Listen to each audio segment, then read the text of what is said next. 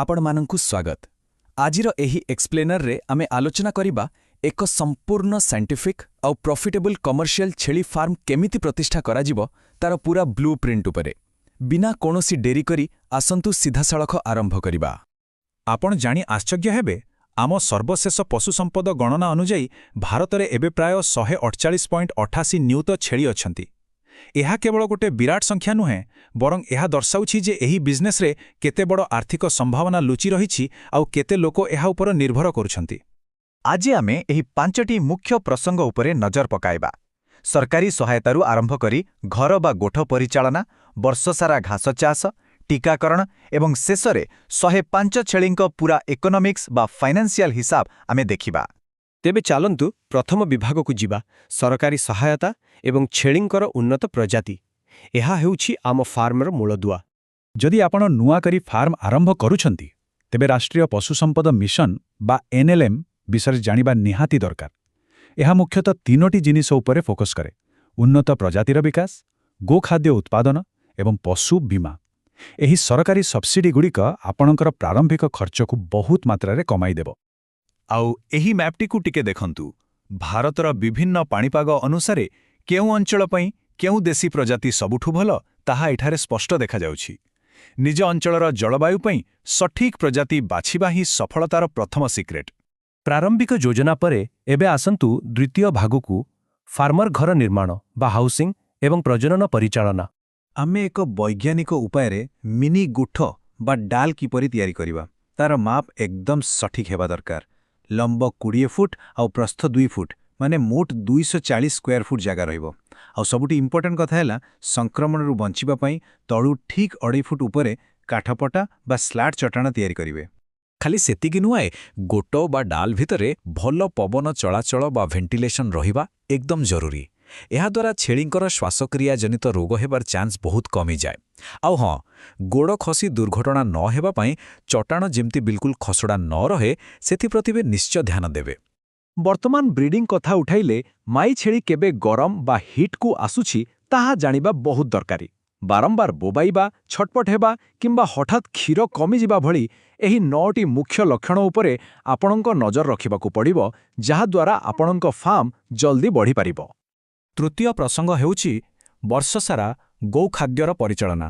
ଆଜିକାଲି ଘାସଭୂମି କମିଯାଉଛି ସତ, କିନ୍ତୁ ଆମ ପାଖରେ ଏହାର ସାଇଣ୍ଟିଫିକ୍ ସମାଧାନ ମଧ୍ୟ ଅଛି। ICARର ଗବେଷଣା ଅନୁସାରେ ମିଶ୍ରିତ ଚାଷ ବା ଇଣ୍ଟରକ୍ରପିଂ ହେଉଛି ସବୁଠୁ ବେଷ୍ଟ ଉପାୟ। ଖରିଫ ଋତୁରେ ମକା ସହିତ ଝୁଡ଼ଙ୍ଗ ଆଉ ରବି ଋତୁରେ ଓଟ୍ସ କିମ୍ବା ବାର୍ଲି ସହିତ ବର୍ସିମ୍ ଘାସ ଲଗାନ୍ତୁ। ବାସ୍ ଏତିକି କଲେ ଆପଣଙ୍କୁ ବର୍ଷସାରା ନିରବଚ୍ଛିନ୍ନ ଭାବେ ଫ୍ରେଶ୍ ଏବଂ ପୁଷ୍ଟିକର ଘାସ ମିଳିପାରିବ। ଏଥିରେ ଗୋଟେ ଛୋଟ କିନ୍ତୁ ପାୱାରଫୁଲ୍ ଟ୍ରିକ୍ ଅଛି। 2:1ର ଅନୁପାତ, ମାନେ 2 ଭାଗ ଶସ୍ୟଜାତୀୟ ଫସଲ ସହ 1 ଭାଗ ଡାଲି ଜାତୀୟ ଫସଲ। ଆପଣ ବିଶ୍ୱାସ କରିବେନି, ଏହି ଉପାୟରେ ମାତ୍ର 1 ଏକର ଜମିରୁ ଖରିଫରେ 7,600 କିଲୋ ଆଉ ରବିରେ ପ୍ରାୟ 19,545 କିଲୋ ସବୁଜ ଘାସ ବାହାରିବ। ଏହାର ସବୁଠୁ ବଡ଼ ଫାଇଦା ହେଉଛି ବଜାରରୁ ମହଙ୍ଗା ଦାନା ଖାଦ୍ୟ କିଣିବାର ଖର୍ଚ୍ଚ 85% ପର୍ଯ୍ୟନ୍ତ କମିଯିବ। ଆଚ୍ଛା, ଖାଦ୍ୟ କଥା ତ ଗଲା। ଏବେ ଚତୁର୍ଥ ପ୍ରସଙ୍ଗ, ହେଲ୍ଥ ଆଉ ଭ୍ୟାକ୍ସିନେସନ୍। ଏତେ ପଇସା ଖର୍ଚ୍ଚ କରି ଛେଳି ରଖିଛେ, ମାନେ ସେମାନଙ୍କୁ ରୋଗରୁ ବଞ୍ଚାଇବା ତ ନିହାତି ଜରୁରୀ। ଏହା ହେଉଛି IVR ପକ୍ଷରୁ ଦିଆଯାଇଥିବା ସବୁଠୁ ଗୁରୁତ୍ୱପୂର୍ଣ୍ଣ ଟିକାକରଣ ସୂଚୀ। ଆନ୍ଥ୍ରାକ୍ସ, PPR, FMD ଆଉ ଗୋଟପକ୍ସ ଭଳି ମାରାତ୍ମକ ରୋଗ ପାଇଁ କେବେ ପ୍ରଥମ ଡୋଜ୍ ଦେବେ ଆଉ କେବେ ବୁଷ୍ଟର ବା ରିପିଟ୍ ଦେବେ, ଏହି ଟେବୁଲରେ ପୁରା କ୍ଲିୟର ଲେଖାହୋଇଛି। ଠିକ୍ ସମୟରେ ଏହି ଟିକା ଦେଲେ ଆପଣଙ୍କ ଫାର୍ମରେ ମୃତ୍ୟୁହାର ଏକଦମ କମିଯିବ। ଆଉ ଗୋଟେ ଖୁସି ଖବର ହେଉଛି, ସରକାର LHDCP ଯୋଜନା ଜରିଆରେ PPR ରୋଗର ଟିକା ସମ୍ପୂର୍ଣ୍ଣ ମାଗଣାରେ ଦେଉଛନ୍ତି। 2030 ମସିହା ସୁଦ୍ଧା ଏହି ଭୟଙ୍କର ଭୂତାଣୁକୁ ଦେଶରୁ ପୂରାପୂରି ମୂଳପୋଛ କରିବା ହେଉଛି ଏହାର ମୁଖ୍ୟ ଲକ୍ଷ୍ୟ। ବର୍ତ୍ତମାନ ଆସନ୍ତୁ ଆଜିର ଏକ୍ସପ୍ଲେନରର ସବୁଠାରୁ ଇଣ୍ଟରେଷ୍ଟିଂ ଆଉ ଫାଇନାଲ ସେକ୍ସନକୁ। ଆମର ଏହି ସମସ୍ତ ବୈଜ୍ଞାନିକ ପଦକ୍ଷେପ ମିଶି 105 ଛେଳିଙ୍କର ବ୍ୟବସାୟିକ ହିସାବ କେମିତି ହେବ ତାହା ଦେଖିବା। ଯେକୌଣସି କମର୍ସିଆଲ ପ୍ରୋଜେକ୍ଟ ପାଇଁ ଏହି ଷ୍ଟାଣ୍ଡାର୍ଡ ବ୍ଲୁପ୍ରିଣ୍ଟ ଆରମ୍ଭ ହୁଏ 105ଟି ଛେଳିରୁ, ଯେଉଁଥିରେ ଆମର 100ଟି ମାଇ ଛେଳି ଆଉ 5ଟି ବଡ଼ ଅଣ୍ଡିରା ଛେଳି ରହିବା ଦରକାର। ଏହା ହିଁ ଏକ ପରଫେକ୍ଟ ବ୍ୟାଲେନ୍ସ। ଏହି ଗୋଟିଏ ସ୍ଲାଇଡ୍ରେ ଆମେ ଆଗାମୀ 7 ବର୍ଷର ପୂରା ହିସାବ ଦେଖିପାରିବା। ପ୍ରଥମ 3 ବର୍ଷ ଭିତ୍ତିଭୂମି ଆଉ ଖାଦ୍ୟରେ ଟିକେ ଅଧିକ ଖର୍ଚ୍ଚ ହୁଏ, ତଥାପି ଆପଣ ପ୍ରାୟ 12.5 ଲକ୍ଷ ଟଙ୍କାର ନେଟ୍ ପ୍ରଫିଟ୍ ପାଇବେ। କିନ୍ତୁ ଅସଲ ମ୍ୟାଜିକ୍ ହୁଏ ଚତୁର୍ଥରୁ 7ମ ବର୍ଷ ଭିତରେ। ଏହି 105ଟି ଛେଳି ବଢ଼ି ବଢ଼ି ଯେତେବେଳେ ବହୁତ ଗୁଣା ହେଇଯିବେ, ଆପଣଙ୍କର ଲାଭ ସିଧା 22.8 ଲକ୍ଷରେ ପହଞ୍ଚିଯିବ। କିଭଳି ଗ୍ରୋଥ୍ ହେଉଛି ଦେଖୁଛନ୍ତି ତ? ଆଉ ଗୋଟେ ଲୁଚି ରହିଥିବା ବୋନସ୍ ଫାଇଦା କଥା କହିବି, ସେ ହେଉଛି ଛେଳି ଖତ। ହଁ, ଛେଳି ଖତ ହେଉଛି ଉଚ୍ଚ ପୋଷକତତ୍ତ୍ୱ ଥିବା ଏକ ଜବରଦସ୍ତ ଜୈବ ଖତ ବା ବାୟୋମ୍ୟାନ୍ୟୁର।